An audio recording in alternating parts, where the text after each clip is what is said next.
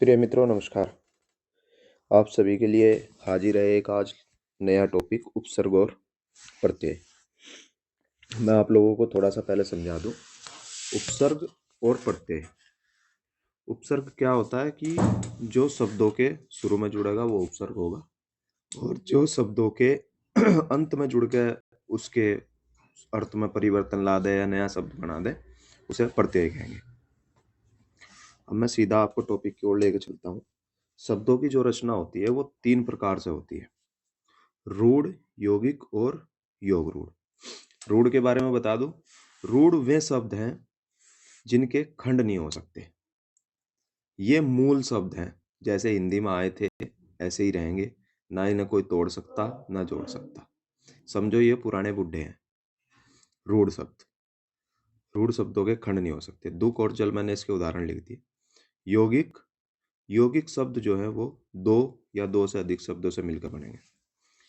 कोई भी एक शब्द, उसमें नया शब्द जोड़ दिया, यौगिक बन गया। जैसे प्रतिदिन, विद्यालय, आलय में विद्या जोड़ दो, विद्यालय बन जाएगा। इस तरीके से ये यौगिक शब्द। और योग रूढ़, समझने लायक जो इसमें सबसे अच्छी वो योग रूढ़ है।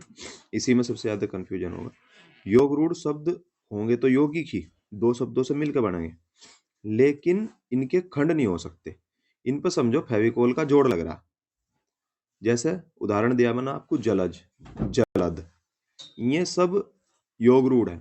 क्योंकि यदि हम इसे खंड करेंगे इसके, या इसे अलग करने की कोशिश करेंगे, तो जल का तो अपना अर्थ है, पर जय का कोई अर्थ नहीं लिखने का, दय का कोई अर्थ नहीं लिखने का, तो इसलिए ये योग रूढ़ बन जाते हैं।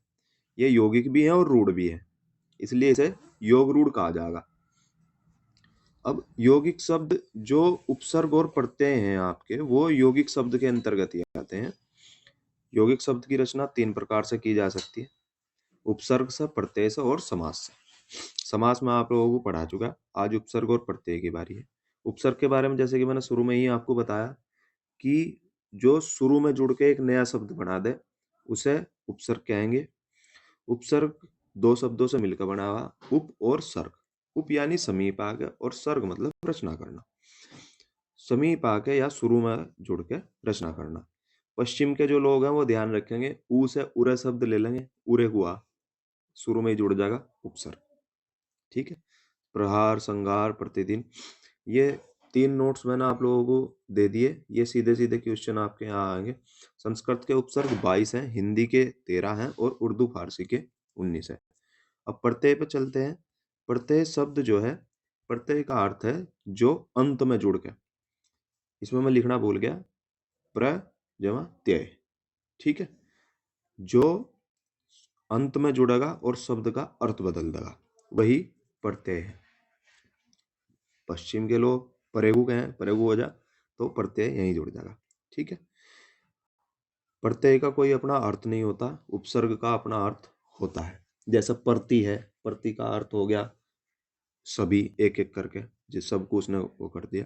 लेकिन प्रत्यय का कोई अपना अर्थ नहीं होता। ये ई तभी बन जाएगा, समझदार में ई जोड़ दो समझदारी बन जाएगा, मीठा में आई जोड़ दो मिठाई बन जाएगा। इनका जबकि कोई अर्थ नहीं, ना ई का ना आई का। इस तरीके से प्रत्यय को ध्यान रखेंगे। प्रत्यय 2 प्रकार के होंगे, ये समझने लायक है। इसमें प्रत्यय 2 प्रकार के होंगे, कृत प्रत्यय और तद्धित प्रत्यय। कृत प्रत्यय जो होगा जो धातु के साथ जुड़ के बनेगा, धातु मतलब क्रिया के साथ जुड़ के बनेगा। जो क्रिया थी उसमें कोई शब्द जोड़ के एक नया शब्द का निर्माण कर दिया, वो कृत प्रत्यय होगा।